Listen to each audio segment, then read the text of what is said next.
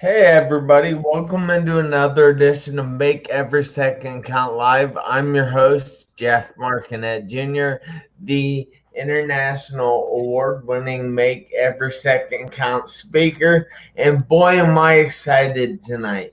We have Donald Toldson tonight. If we can get this thing to work, we've been fighting for a few minutes here, and the not us, but the technology has been fighting us, but we're here tonight to go over his 7 steps of true leadership. And I am excited about that because I want to help you guys get from where you are to where you can be. And we know that you can be living your best life. You need to be living your best life because you only get one. Only one. So you have to be living your best life. So it's very important to me that you guys are here and I appreciate it. And if you would please give us a comment and tell us where you're from, we'd be happy to say hello to you. And you can also give us thumbs up, hearts, frowny faces, stick your tongue out at us. Hey, I don't care what you do, just as long as I get some reaction from you. So, if you would like to go ahead and introduce yourself, Donald, I'll let you do that. Thank you, Jeff. Can you hear me yet? Yeah. Great, wonderful. Good evening, everyone. My name is Donald D. Toldson Sr., and it's always a pleasure to be on Make Every Second Count with Jeff. What can I say about myself? I'm a speaker. I'm the author of The Power of Living When You Take the Limits Off, and also I'm a co-author of Live Your Best Life, Walk by Faith. And it's always a pleasure to be here. And I'm also the president of Four Corners Toastmasters here in Claremont, Florida. And Jeff, yes, I'm very happy. That is good. So, eh, I this is normally where I ask people about the obstacles that they've had to overcome in their life. But I know tonight we're not doing that. We're doing the 7 principles of true leadership. And I would just like to know how exactly you came up with the 7 principles of true leadership. Jeff, when I began to think about leadership, because one of the things that I've have learned over the years is that we are all leaders. Now, we were all born to lead, but we had to discover our leadership role, and I think that's very important. And we must understand that difference, because one of the things is that all leaders are not true leaders. And as I begin to go through the 7 principles of true leadership, I will get more into that. But yes, we were all born to lead, and it's a process of us discovering true leadership. Yes, thank you, Donald. I would like to take a second here and say hi to my dad and to Casey Metcalf, who is watching from Troy, Ohio, and my dad is Good. watching from across the street. Okay. Close by, huh? Keep that close by. Yeah, we live right across the street from one another. Oh, that's So cool. I also want to take a second here and thank you for being here because I know you're busy and you're choosing to be here with my guests and I. So I definitely appreciate that. Now, if you would like to start, I will let you. Thank you so much, Jeff. As as we began to talk about the seven core principle of true leadership, Jeff, the first thing that we have to understand is that we need to understand what a leader is, and also we need to understand what a leader is not. And believe me, there is a difference. It was Quincy Adam Jones. It was John Quincy Adam who once says that if you if your action, if it inspires others to dream more, to learn more, and to become more, then you are a leader. Now, I'm talking about that single mother. I'm talking about that single father. I'm talking about that custodian that works at your school. I'm talking about the postal worker that bring your mail. If they inspire other to dream more, if they inspire others to learn more, and if they inspire others to become more, then they are a leader. Jeff, but the sad part is that every leader is not a true leader. And as I stated earlier, I'm going to go over that, and I will be able to tell you that difference between a leader and what a true leader is. So let's start by defining what leadership is. Leadership is the office or the position of a leader. It's the office or the position of a leader. And most people that we call leaders, Jeff, they are not really leaders. Now they might hold that office or that spot or that position of leadership, but they might not be a leader. You know, for instance, I will give you an example. Most of us, we love pets. Now, if we had a parrot and if we had a dog living in the same house, right?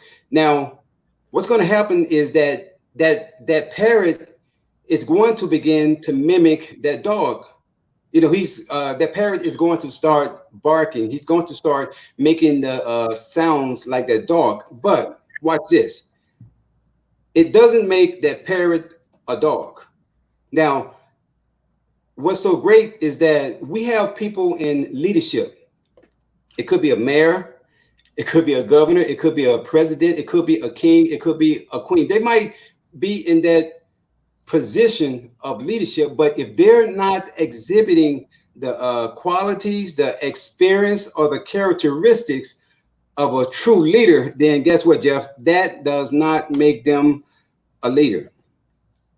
And the sad part about it is that we get confused about what leadership is.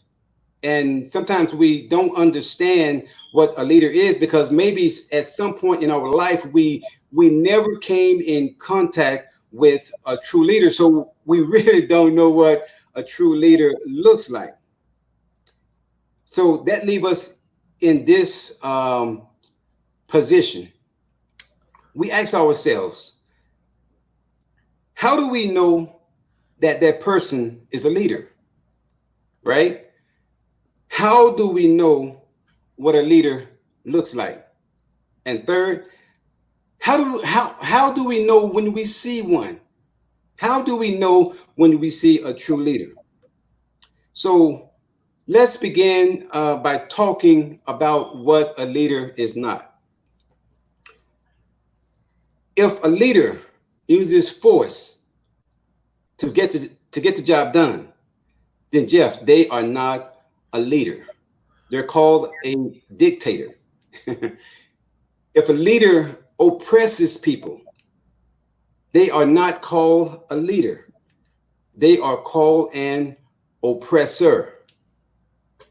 If a leader uses threat, or if they withhold something that is rightfully yours, then guess what, Jeff? They are not a leader. In fact, they are called a coward. Now, they might be in the position of leadership, but that does not make them a true leader. Now, I hope that I'm not offending anyone, because one thing that I want you to know, because I'm talking about leadership, I'm not referring to any um, governor, any president, any mayor, or anyone in office. I'm basically talking about the various leadership roles, and I'm sharing with you what a true leader is. Now, a true leader is not worried about being in control, because for them, true leadership is being a servant. It's all about service. You know, Jeff, I heard this one great story. A good friend of mine, he told me this story. You know, he said that there was a well-dressed gentleman that was walking through this neighborhood, and this lady that was in one of the homes in this neighborhood, she called him over and she said, "Excuse me, but come here." She said, "I need for you to take that old rusted axe over there, and I need for you to chop that pile of firewood." So this well-dressed gentleman, he said, "Yes, ma'am, sure." So he takes off his coat and he begins to chop that firewood very diligently. And by the time he had finished that firewood, she came back and she said, "Now, can you please take some round the back?" So he said, "Yes, ma'am." So he took the firewood, he took it round the back, he did everything that she had asked. And by the time he was finished, she came back and she said, "Now, please tell me, how much do I owe you?" And he said, "Nothing, ma'am. It was my honor to serve you." So the lady of the house, she looked at him and she said, "Okay, well, thank you." So this well-dressed man, he left. By that time, the maid who was in the back listening to everything that was going on, she came to the front room and she said, ma'am, do you know who that is?" And she said, "No, who is that?" "That's Dr. Booker T. Washington." So the maid, she walked over to the window and she looked out and she said, "Please, can you go and get him?" So the maid, she went and she got Dr. Booker T. Washington, and he came back in and they began to have coffee and tea and they sat down and they talked. And Dr. Booker T. Washington began to tell the lady of the house about his vision, about his dream.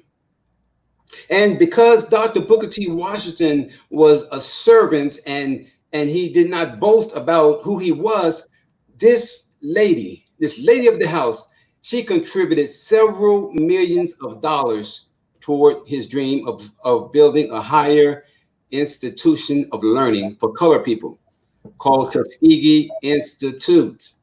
And it's still standing there today. Now, what if Dr. Booker T. Washington would have said, "No, do you know who I am? I'm not going to cut that firewood for you." If he had missed that opportunity, Jeff, then he would not had that opportunity to have his dream financed. So one of the things that I want to say is to always give more service than what is required of you. Always give more service than what is required of you. So as I stated earlier, we're talking about what do a leader look like, a true leader. A true leader is a servant. A true leader does not talk about power. He talks about empowerment. And how do you know the difference? Number one, if you find yourself saying, "Wow, that's a powerful person," then Jeff, that person is not a leader. He might be a dictator, he might be an oppressor, or he might be a coward, but he's not a leader. If you find yourself saying, "Wow, that person empowered me. Wow, that person made me great." When that happens, guess what? You have just experienced a true leader. So, Jeff, we're going to begin to talk about the 7 principles of core leadership. The 7 principles of core leadership. Number 1, a great leader must be courageous. You know, having courage is facing your fears over and over again without losing enthusiasm. You know, Dr. Nelson Mandela spent over 30 years in prison fighting for civil rights. He faced many obstacles. He faced many fears. He faced many moments of anguish. But even though he was in an oppressed um, uh, jail, guess what? He still chose to be a leader. He talked about vision. He talked about wisdom. He talked about encouragement. He talked about forgiveness, and he talked about hope. That is what a true leader does. Number two, a great leader must have integrity. A great leader must have integrity. Now, integrity, it is not what you do while people are looking. It's what you do when others are not looking. It's what you do when there's no crowds. It's what you do, Jeff, when the cameras are off. I'm talking about private integrity. And watch this. It's not only about honesty, but it's about having the heart of the people. That is what integrity is all about. Number three, a great leader plan for success. Now, what do I mean when I say that a great leader plan for success? They plan for the future. They look toward the future. They begin to look at who's going to take over after them, and they want to make sure that those young people are very well trained. And I think that's why I came up with the program I Can Speak, Write, and Lead Youth Training Program, because I wanted to make sure that our future, not my future, but the future of our children are very, very bright. And I understood that if I can teach them how to speak, become speakers at a young age, if I can plan and teach them how to write their own books and their own narratives, if I can teach them not only that, but not how to speak, how to write, but also to step into their leadership roles, then Jeff, I am assisting them in planning for not only my future, but also for their future. So we're going to look at number four. A great leader must set priorities. A great leader must set priorities. Why? Because they need to know where they are at all time when they have a mission. They need to know where they stand within their mission status. Why? Because they are planning and they are leading, and they must be that example for the people that they are planning and they are leading for. Now, one of the things that we cannot have, Jeff, and that is we cannot have our leaders to be a deal maker. Why? Because when we have leaders that are deal makers, they are more concerned with using their might and their power in order to get others to do what they want to do. We cannot have deal makers in office.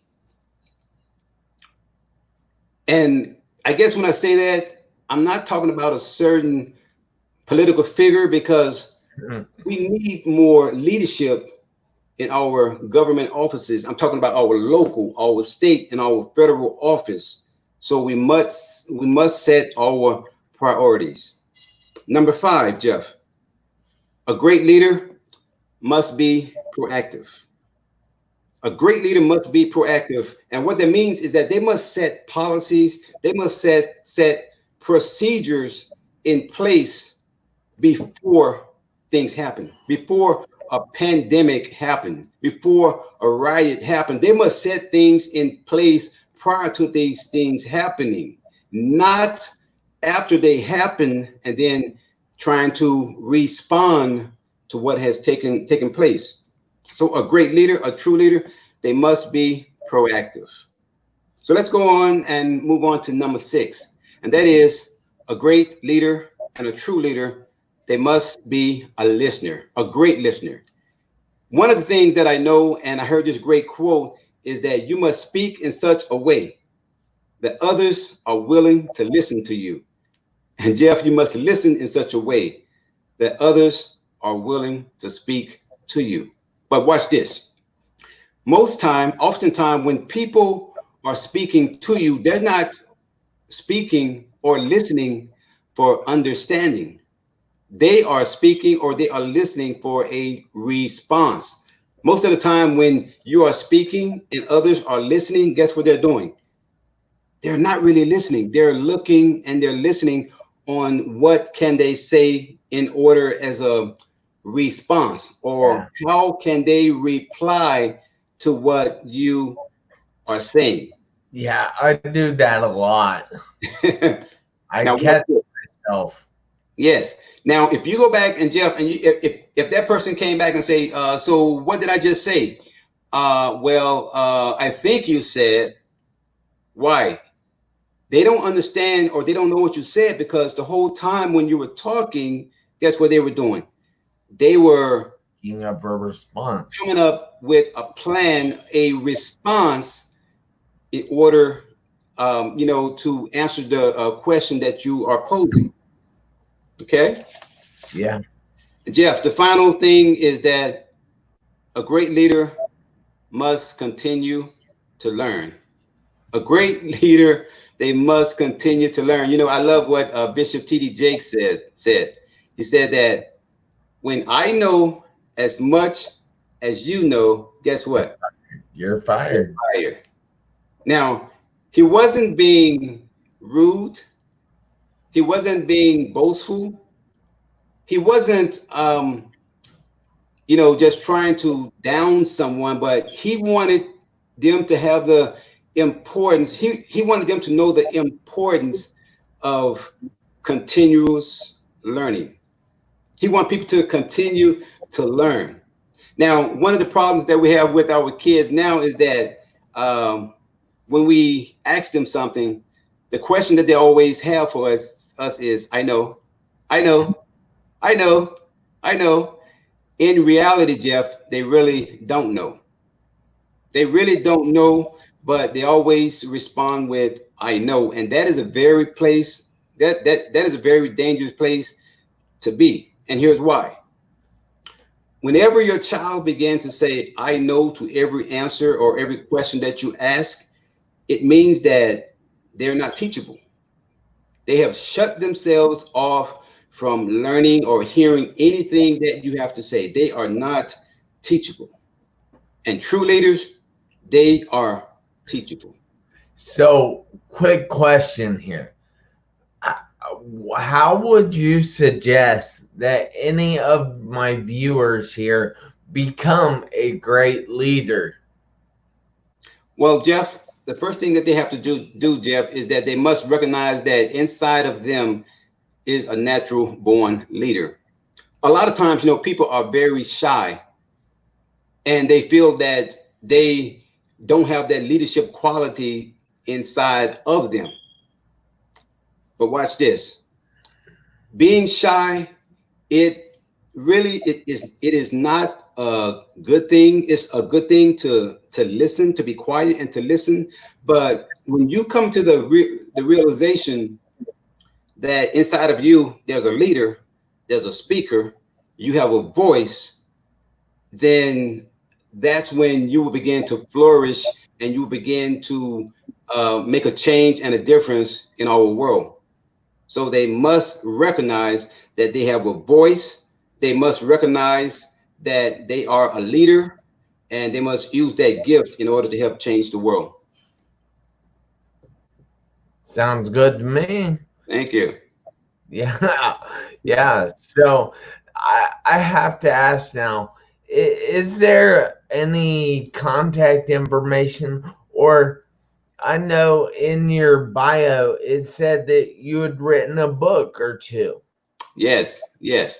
How can people get a hold of that book, or how can they get in touch with you if they want to learn more leadership? Thank you, Jeff. Oh, bless you. Thank you. Well, Jeff, the first thing that they can do, one of the things that they can do is that they can send me a email. That's my business, tolsond@gmail.com. Once they make contact with me, then I will be able to share with them how they can get the book. Um, my first book that I wrote, it is called The Power of Living When You Take the Limits Off. You can get that on Barnes and Noble. You can get it on Amazon.com, or you can send me a private message, and I will be able to take your contact. And and that way I will be able to get the book out to you. Also, too, the Power of Living When You Take the Limits Off. That's my first book, and also I was a co-author also for the book that was written by Dr. Ruben West, and the other authors is called Live Your Best Life, Walk by Faith. And you can contact me for that, and we can get that to you as well. Yeah, that is awesome. So as you guys can see here, I put the contact information for Donald there at the bottom. And again, it is ToldsonD@gmail.com. And Yeah. Toldson is TOLDSON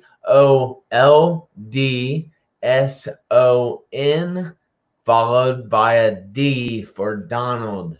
So, and don't call him Duck. He doesn't like that. Jeff, growing up, that was my nickname, Duck, because Donald Duck. That is awesome. And I just wanted to say hi to a few other people.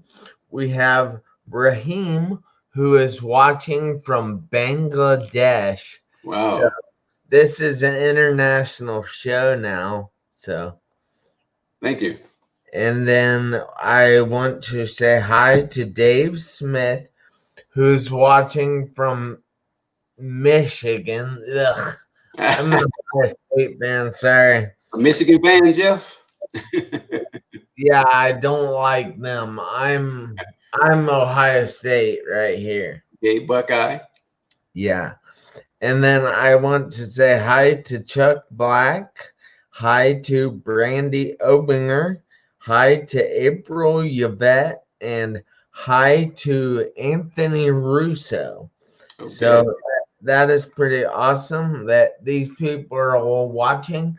And I ask each and every one of you if you would please share this out and invite people to watch this video, because you never know whose life we're going to be able to change or even save in some circumstances. So don't be afraid to put this message out there. But I also wanted to let you guys know that I am here every Tuesday night at 7 p.m. Eastern Time with a different guest usually. Occasionally, I'll do the show on my own if I didn't line up a guest, but I hope you guys can join me then. And until next time, I need everybody out there, including you, Donald, Thank to you. do me a favor.